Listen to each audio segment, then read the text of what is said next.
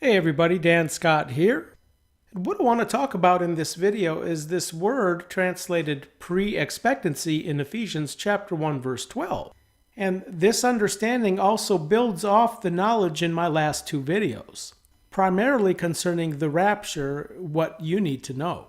And this word pre-expectation is from the one-time occurring verb pra-elpizo. And just as most translations have mistranslated the verb elpizo as hope, the same error has applied to this word here, pro-elpizo. And to translate this word first trusted, as the King James has done, is extremely irresponsible, because the word first is in a completely different word family, and trust is in the word family according to that which is faith. So just as elpizo should never be translated hope, it should never be translated trust, where the pre is from the Greek pronoun pro, P-R-O, describing that which is before in place, time, and or in sight of, where again, pro as a preposition should never be translated first. So the context here is about expectation, the blissful expectation. And when we consider the context surrounding that which is according to expectation, we have to take into consideration the blissful expectation according to the first three watch times. Now, as I've pointed out in many videos, there is no first watch time mentioned in Luke chapter 12, verse 38, which is very relevant to the pre-expectation. Because according to the pre-expectation of the early church, the outcalled, the revelation surrounding the mystery of the first watch time was not yet unveiled, and they had not an expectation into a first watch time. So the pre-expectancy looks back to an earlier time when the outcalled were expecting the Lord's coming in their lifetime. Hence a living expectation, 1 Peter chapter 1 verse 3. And this expectation was into the away from encounter to meet the Lord in the air, which I talk about in my previous video, the rapture, what you need to know. So here in Ephesians 1:12, the mystery is now revealed, and Paul is referring to that time according to their pre-expectancy, when the mystery according to the first watch time was still secreted, which now the secret is out.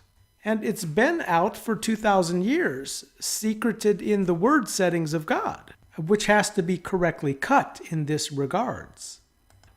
And that the secret is out didn't nullify the pre-expectation according to that event being the transition of the finishing of second watch time into the third.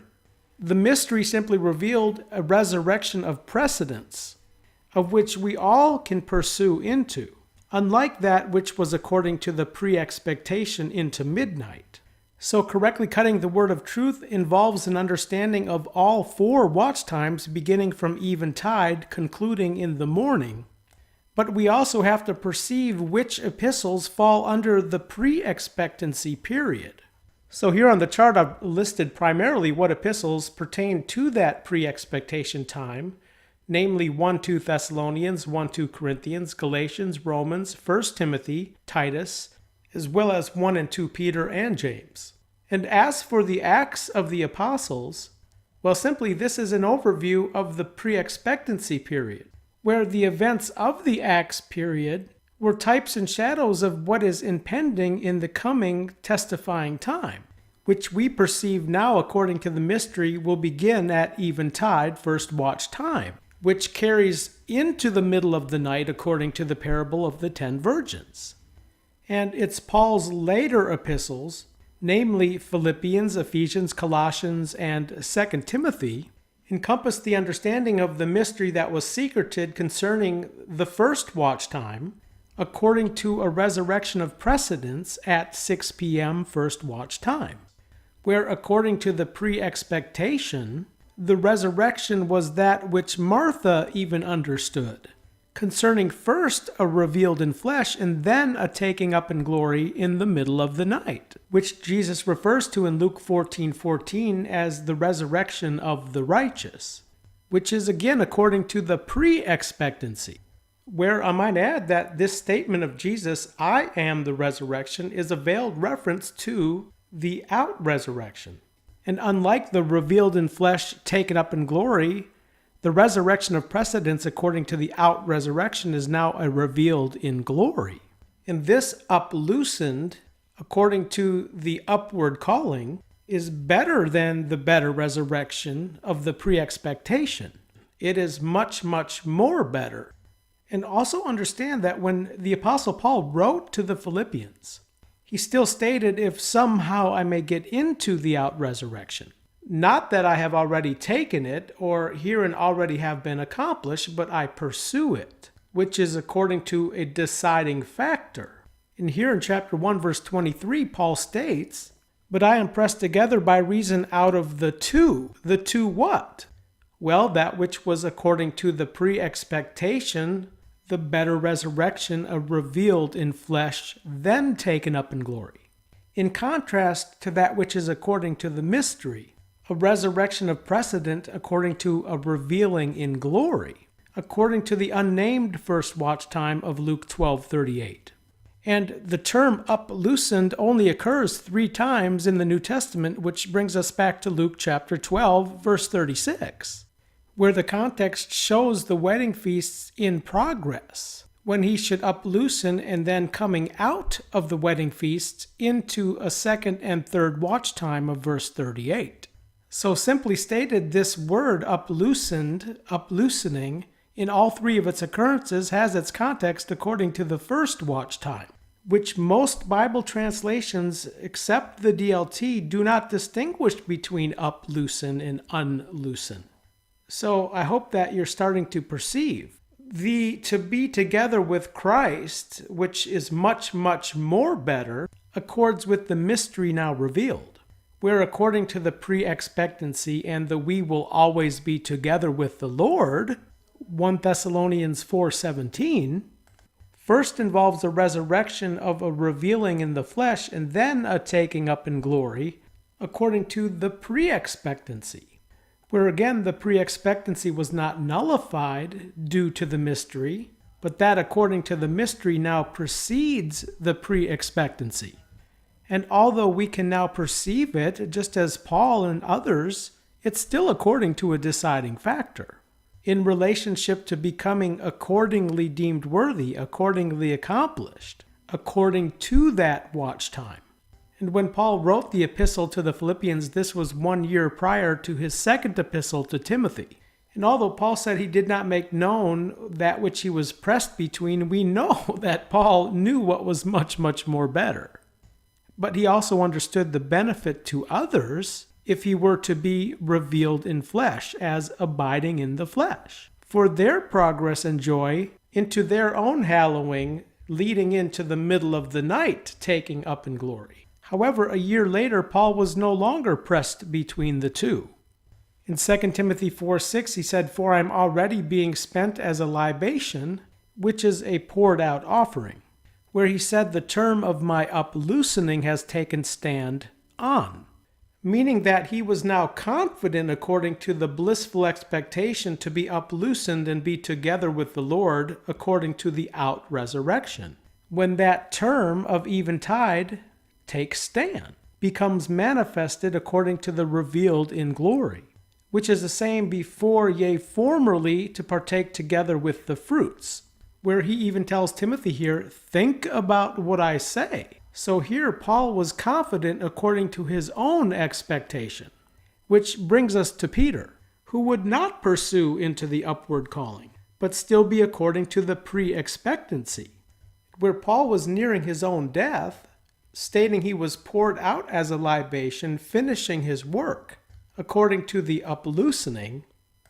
Peter, as an aged man nearing his death, uses the Greek word exodus, translated outweigh, 2 Peter 1:15, which is in the context of the through carrying still into the middle of the night, but prior a revealed in flesh, according to the pre-expectation of the better resurrection. So Paul was according to the uploosening, Peter according to the exodus, which is the revealed in flesh, then the taken up in glory. And in Peter's first epistle, we see the context of the pre-expectancy according to the term living expectation, where the context is the law according allotment. However, the later epistles of Paul, namely Ephesians and Colossians, involve the guardship of the dwelling law of the mystery. Ephesians chapter 3, verse 9, where in verse 10 it's according to that now being made known. So we have to read these epistles of Ephesians and Colossians in this context, that what the Apostle Paul is speaking in relationship to is the first watch time expectation, according to the guardship of the dwelling law of the mystery. And when we back up to Ephesians chapter 1, again we see the mystery. Verse 9, making known to us the mystery of his will. Where in verse 10, the context of the heavens here is according to the out-resurrection, where those according to the earthland, the revealed in flesh.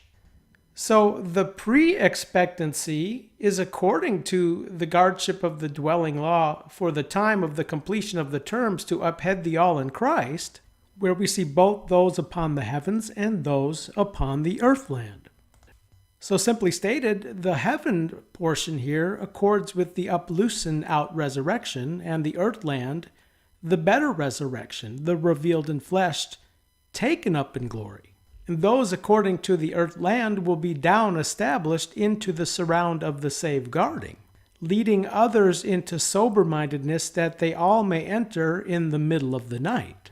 So understand the completing of the Word of God into us, Colossians 1:25, carries into the full on knowledge and wisdom of the mystery, where we read that had been secreted away and from the generations, but now was revealed to his holy ones, the same context of Ephesians 3:5, to whom God wills to make known what is the riches of the glory of the mystery among the nations, which is Christ in you, the expectation of glory, the revealed in glory, Colossians 3:4. And the down announces the all regardingly announcing to all human, emphasized 3 times, in all wisdom. So just as Paul was pursuing, if somehow I may get into the out-resurrection, we too, as imitators of Paul, as he was of Christ, can pursue into the same, the deciding factor of the upward calling, where the standby I talk about in my video, be diligent. So the accordingly accomplished here is according to the first watch time. And of course, when that event occurs in those who did not uploosen, well, then there's no more pursuit into it, where others will have to become according to the accomplishment into midnight, then again into the all finished of third watch time, each accomplished accordingly to their own class. And if not according to the first watch time, well then among the small herdlet of Luke 12:32. And as I stated in my previous video, because so many are not perceiving and enlightened according to the mystery, even to pursue into it, many are going to deem that the event of the uploosening is the so-called rapture. Not to mention, what is the hope of those who go to their graves, not understanding the word of truth? Because when they wake up, they're going to wake up revealed in flesh, not in the clouds of heaven. And because I think that we're nearing the event of the out-resurrection, it's time to give warning, to wake up, friends, to this revelation concerning the watch times, of which these foundational understandings are very important, that we can correctly cut the word of truth, that we can understand the mystery whether we ourselves are pursuing into that deciding factor or not. And what the revelation of the blissful expectation according to 3 watch times reveals is that even those according to the third watch time who will be dragging along among under remnant Israel will also be saved into the all finished, who will be among foolish virgins and presently are not faithing. And they certainly won't be among the foremost faithing ones, 1 Timothy 4:10, but they will be found either into midnight or dragging along into the finishing, the all finished of third watch time. And for towards this we tire ourselves and we wrestle, since we have taken expectancy on account of the living God, who is the safeguardian of all human, foremost of those faithing. So if there's foremost, then there's subsequent, who are presently not faithing, but will become faithing. Luke 19:17. And in regards to this, instruct and teach.